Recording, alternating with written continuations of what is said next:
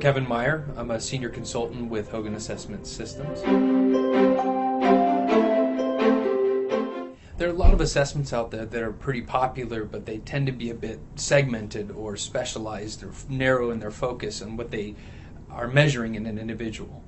And what we realize here at Hogan is that people are complex creatures, and as such it does take a comprehensive suite of assessments to really understand an individual. So it's pretty common that most of our clients are going to use the Hogan Personality Inventory, or HPI, that measures the bright side characteristics, the normal day-to-day things we're going to see in an individual. And that's great, and it's a good place to start.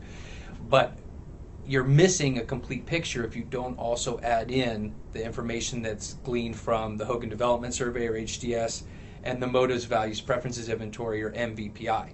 So let's say, for example, you're looking at the HPI, you see certain personality characteristics, and you see some strengths therein. Well, how do you know whether that person might be prone to overuse that strength? Well, that's the type of information that you can get from the HDS. In addition, we probably can all think of somebody who, on a normal day-to-day basis, acts in a particular way, but we've seen them kind of at their worst in a difficult situation where all of a sudden there's a totally different type of behavior than we normally see. We're trying to figure out where that comes from. The HPI is not likely to cover that because we're talking about more day-to-day characteristics. That kind of information is going to be covered in the HDS. Now let's talk about adding the MVPI with the HPI. So HPI may tell you certain behaviors that you're going to see, but what's driving those behaviors? What we certainly know from experience and from research is that there may be different types of values or interests or motives that are really driving a person to behave in a particular way.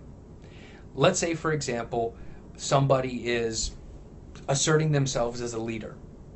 They assert themselves as a leader. Why are they doing it?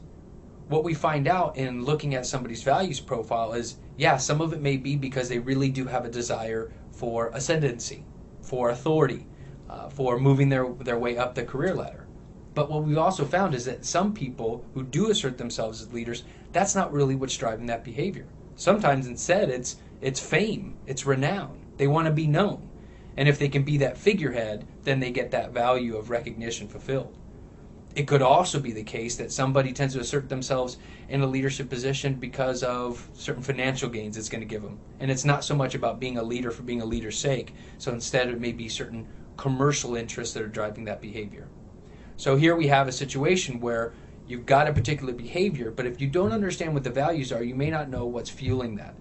And if you don't have the appropriate fuel, you may not know if that's a sustainable behavior that you're really looking for. When you get a good comprehensive view of an individual from an assessment perspective, you can do a lot more with the stuff.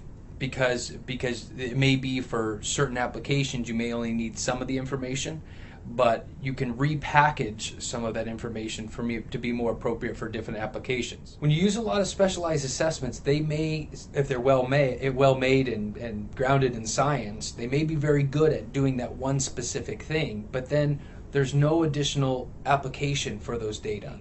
And then what you're doing is you're subjecting your employees to unnecessary assessments. If you've assessed somebody in a selection environment or as part of a selection process, and you've got a complete picture of who they are, who they want to be, and what kind of challenges they have, you use that information to determine whether you want to hire them, but then you also then have that information ready if you want to, for example, determine if they are somebody who has potential to be good as a first-line manager in a promotion capacity, understanding if they're a high potential leader, also helping them with onboarding or acculturation into that new organization, helping them to know, hey, here are some insights that we've gained on you, here's some information you may be able to leverage.